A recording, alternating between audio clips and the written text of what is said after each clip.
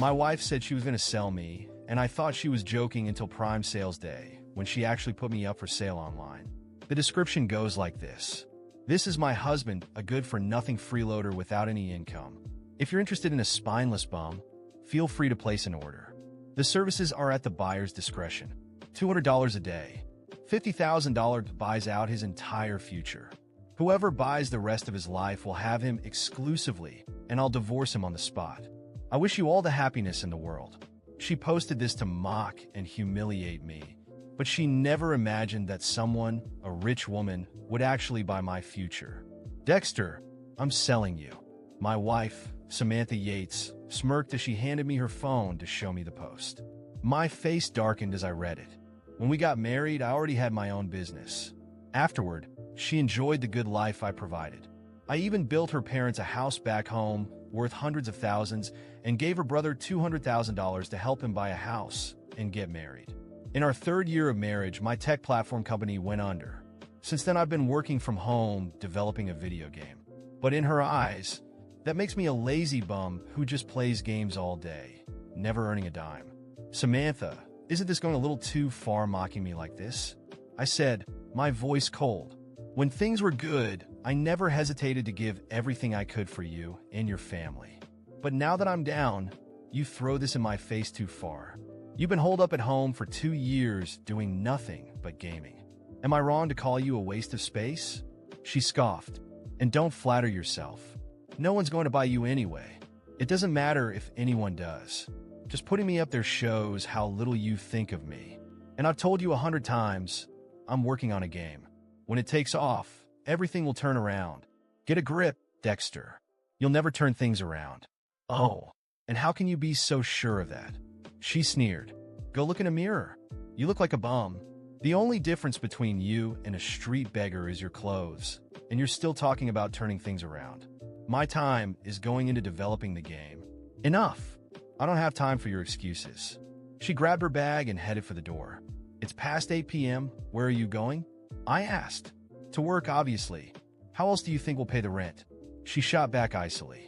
After my company went under, the bank took back our house. I'll pay the rent. I shouted. Instinctively, she just laughed, slamming the door behind her. After a few cigarettes, I strapped on my helmet, opened up the delivery app, and waited for an order. Soon enough, I got a delivery for crawfish, and the customer even left a $50 tip asking that I peel the crawfish when I got there.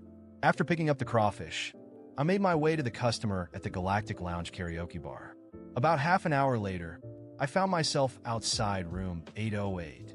Just as I reached for the door, I saw her Samantha. Inside, a group of 7 or 8 people were laughing and singing with Samantha, sitting right in the middle next to her ex, Tyson Caldwell. They were singing Only True Love, looking like a couple. Didn't she say she was working late? Guess she's working overtime at karaoke. I could feel the heat rise on my scalp like a storm cloud had just settled over my head. Just then, a heavy-set girl opened the door. Come on in. I stepped inside. Samantha, engrossed in singing, hadn't even noticed me. Just sit over there and peel the crawfish for me. Let me know when you're done, she said, pointing to a corner. I settled in back, turned to them, and started peeling. After a few minutes, the group decided to play a game of Spin the Truth. Samantha lost and picked truth. So how often do you and your husband? You know, Rebecca? The heavy-set girl giggled, prying into her private life. Ugh, don't make me sick. Forget weekly. We haven't done a thing in over a year. Samantha scoffed, full of disdain. Ever since I lost everything, she's kept her distance from me. No way. Not even once in a year. Are you telling the truth? Someone chimed in, incredulous.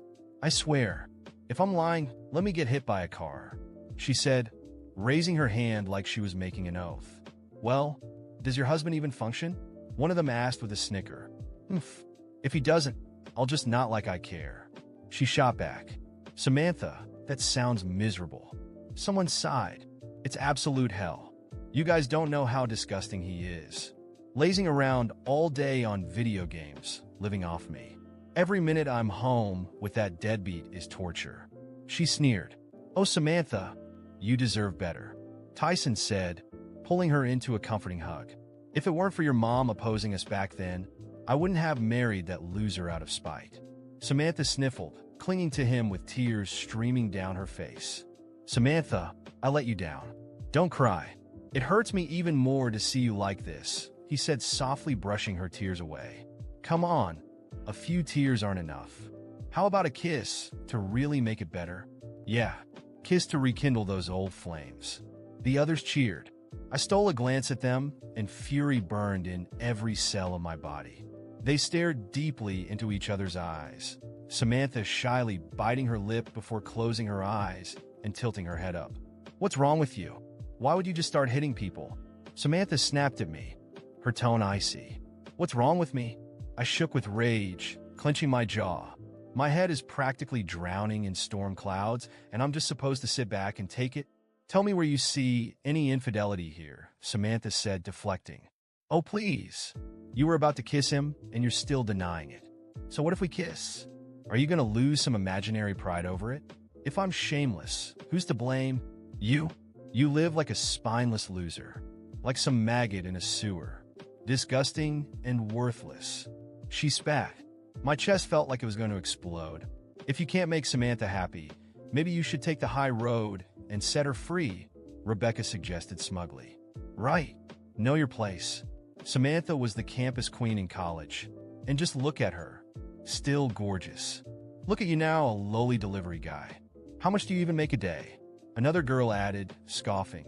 Turns out these were all Samantha's college friends. Go take a long look in the mirror. After what I witnessed that night, the rage consuming me was indescribable.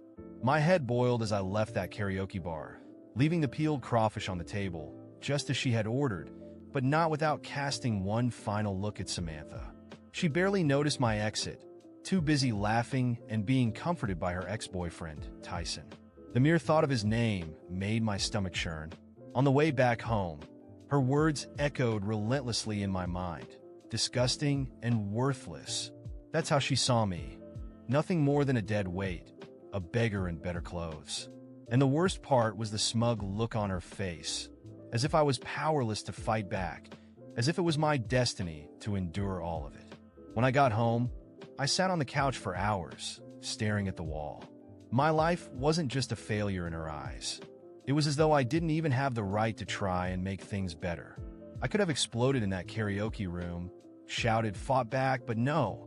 I wouldn't give her and that group of parasites the satisfaction of seeing me lose control. She thought I was weak? Well, Samantha was about to find out who the real weak one was. I spent the entire night planning.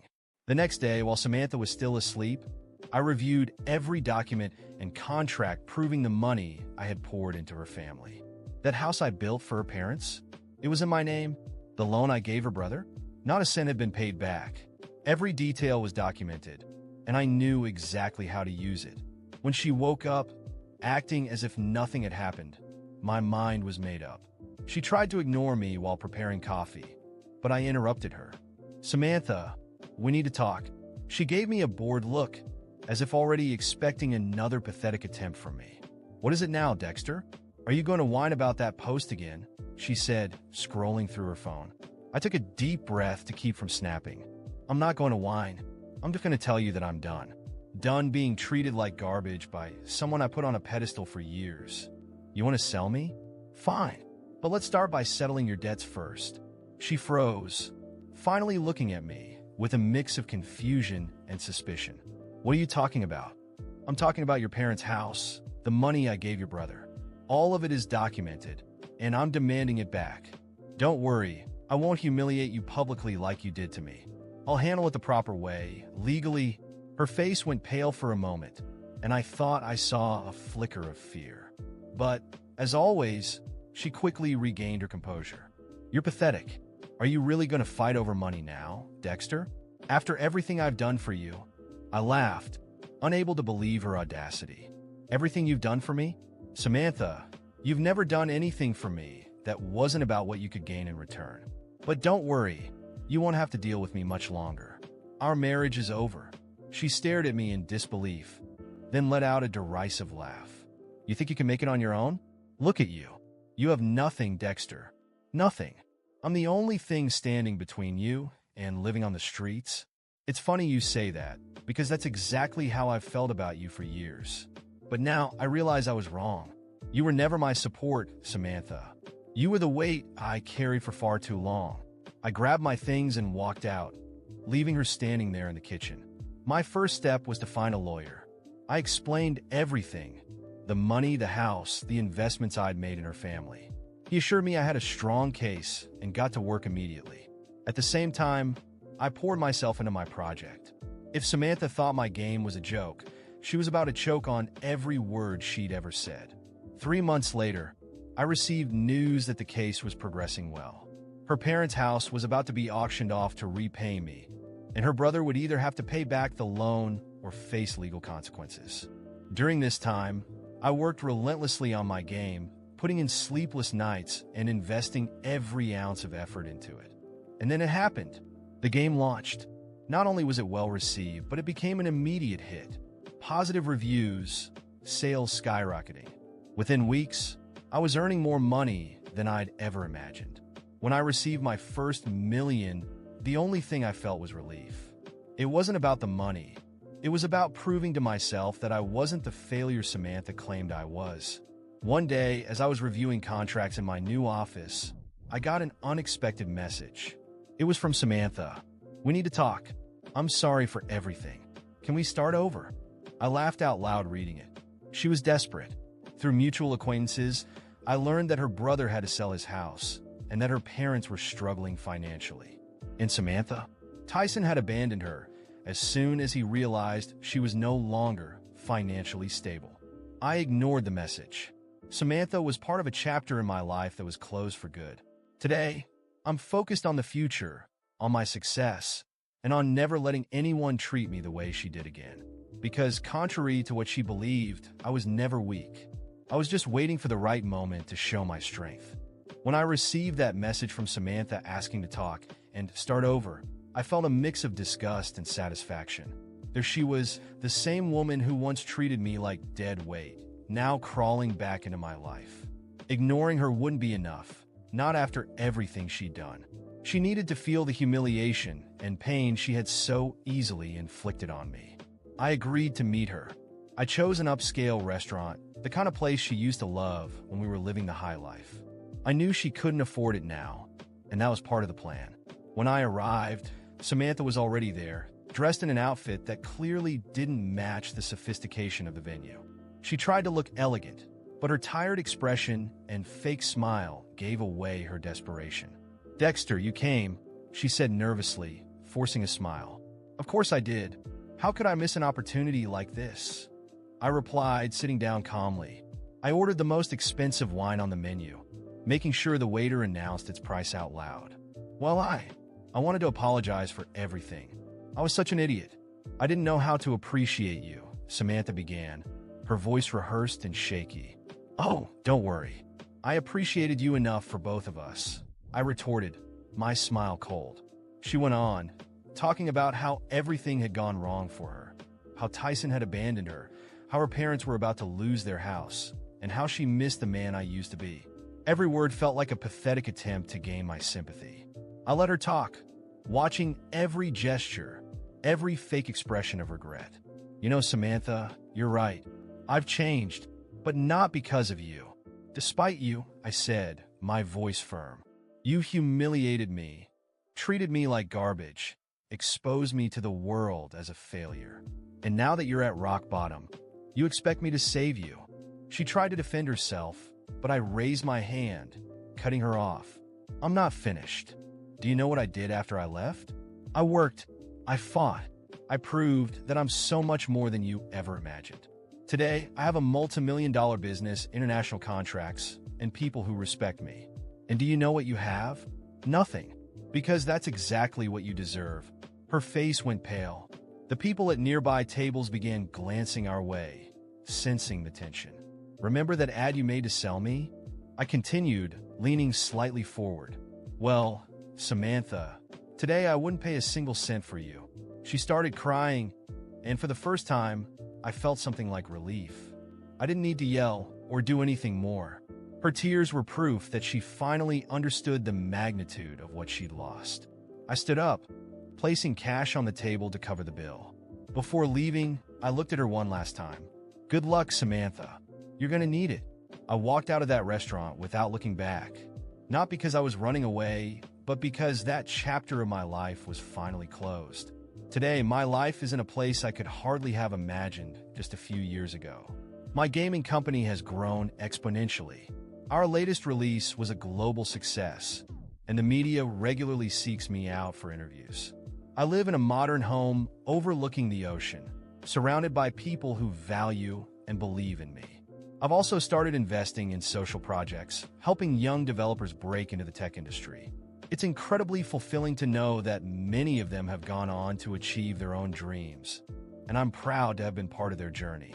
As for Samantha, I've heard she's staying with a friend, living off their charity. Her parents lost their house, and her brother failed to repay his debts. Tyson disappeared from her life, along with all the so-called friends she once held in such high regard. I should feel pity, but I don't. Every tear, every hardship she faces is a reflection of the choices she made. My greatest revenge wasn't humiliating her in that restaurant. It was showing her and the world that the strength she never saw in me was real. Today, I am living proof that no one has the right to define us by our failures. Yes, I fell, but I got up stronger than ever. And Samantha? She'll remain on the ground forever.